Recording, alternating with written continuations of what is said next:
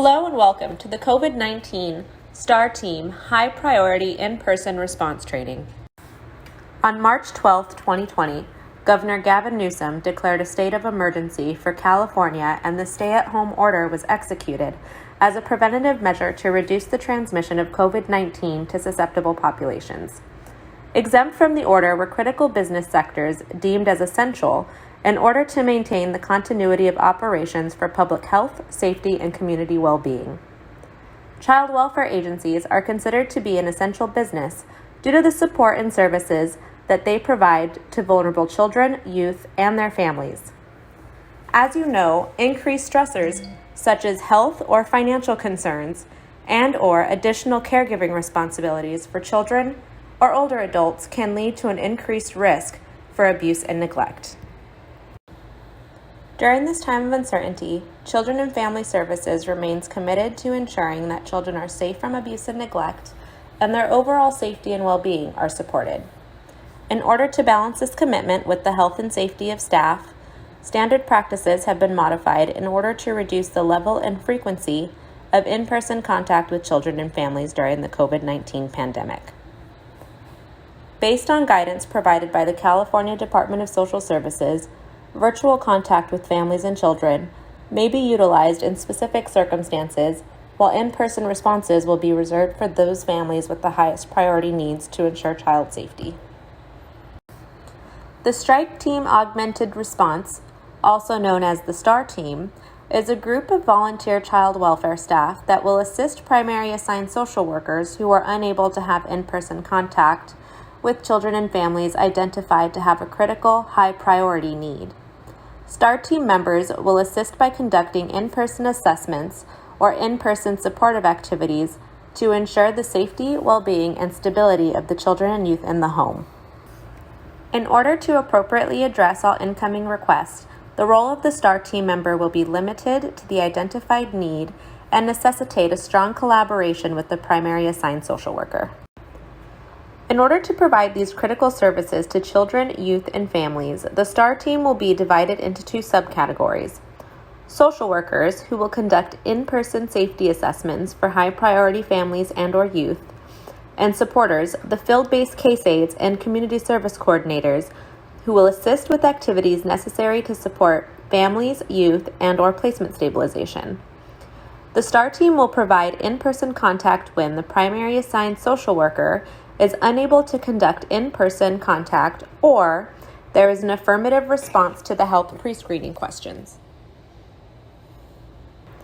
Safety assessments will be conducted by the STAR team social worker through collaboration with the primary assigned social worker and any partnering programs.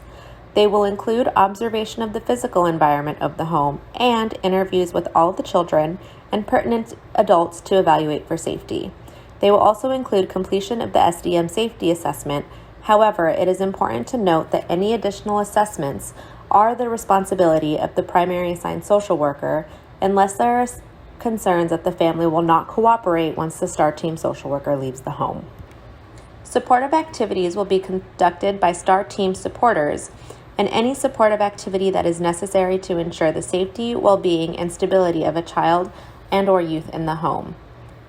All other means of communication or delivery should have been exhausted or are not feasible, and in-person contact is needed before completing a request.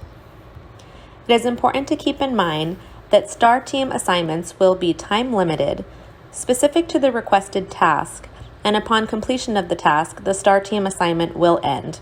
If further in-person contact is needed for the same family or youth, a new request will be required.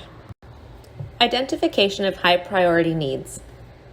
All incoming emergency response investigations are deemed as an essential function, and in-person contact must continue in order to protect the safety and well-being of children and families.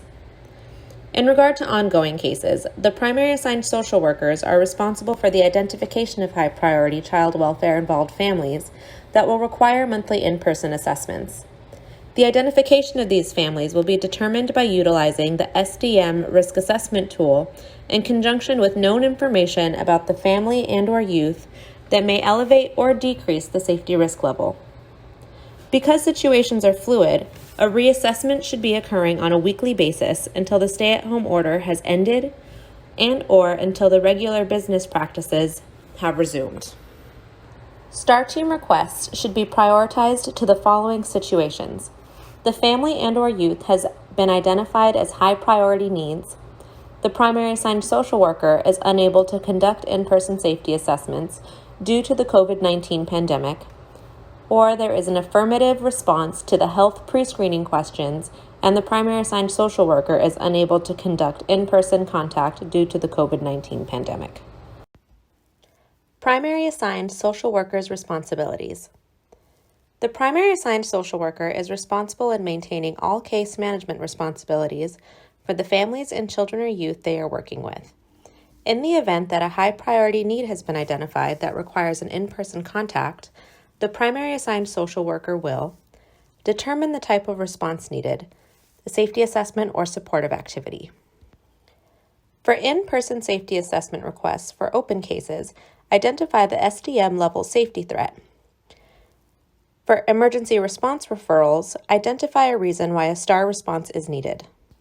The primary assigned social worker will also identify if the request is of a time-sensitive nature and provide rationale.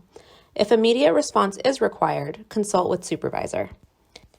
After consultation, complete the CFS STAR Team Request for Support Form 56-12-652 and submit to your supervisor for review and signature. Upon approval of the CFS STAR Team Request for Support, submit via email to hsa-cfs-starteam@ventura.org for all in-person safety assessments. For all supportive activities, send the email to 88inbox@ventura.org.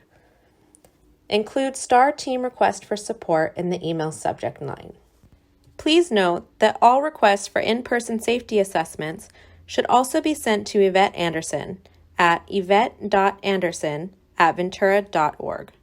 Once a referral has been accepted by the STAR team, the primary assigned social worker must coordinate a pre-consult meeting with the assigned STAR team member and any other partnering programs prior to the STAR team member conducting the fieldwork visit.